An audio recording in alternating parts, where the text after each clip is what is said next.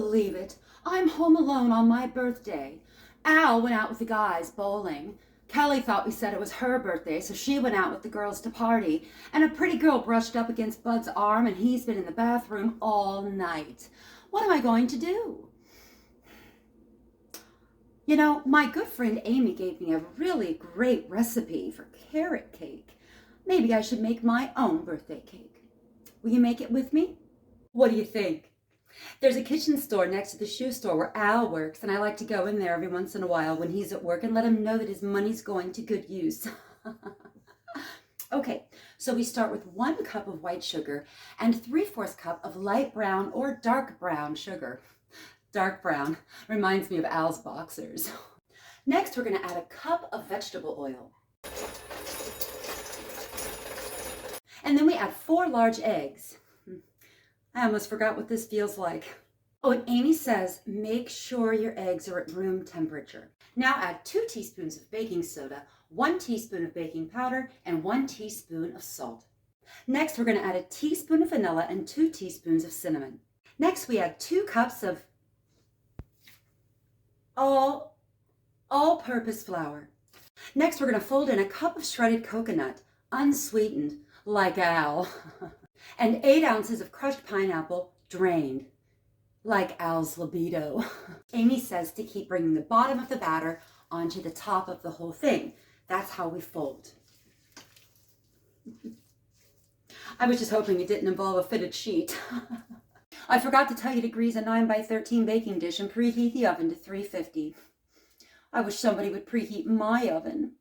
Next, we're going to peel and then grate 2 cups of carrots. This is hard. Well, at least something around here is. Now fold this in. Now you're ready to put your batter in your pan. Give it a little tap to get all the air out, and it's time to bake. Bake for about 45 minutes.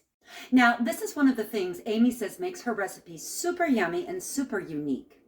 About 15 minutes before the cake's done baking, you put 1 cup of sugar, 1½ teaspoons of baking soda, 1/2 cup of buttermilk, 1/2 cup of butter, and a tablespoon of corn syrup in a pan on the stovetop.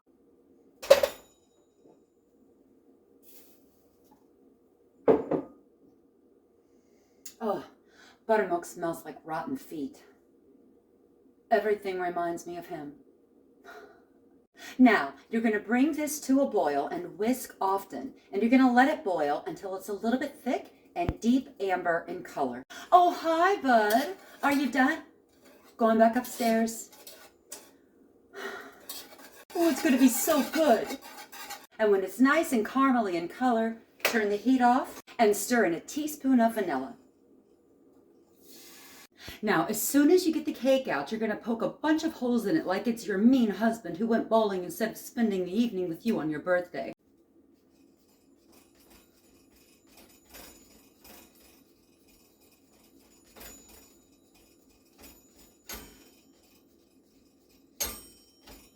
And pour the caramel syrup all over the top of the cake.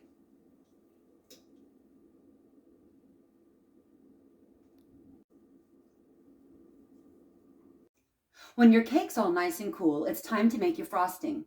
Put 1 stick of soft butter and 2 blocks 8-ounce each of cream cheese at room temperature in a bowl. Whip it good. Next, we're going to add 2 cups of powdered sugar, 1 teaspoon of vanilla. Amy says always use real vanilla.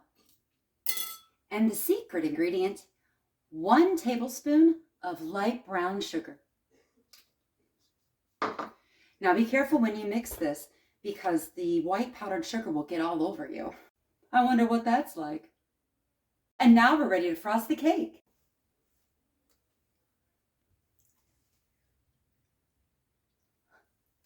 I can't wait. Ooh, look at that.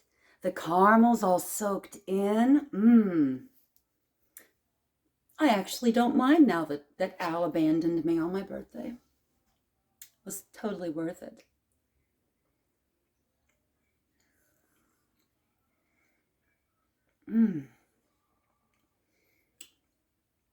Boy, that's a really good carrot cake.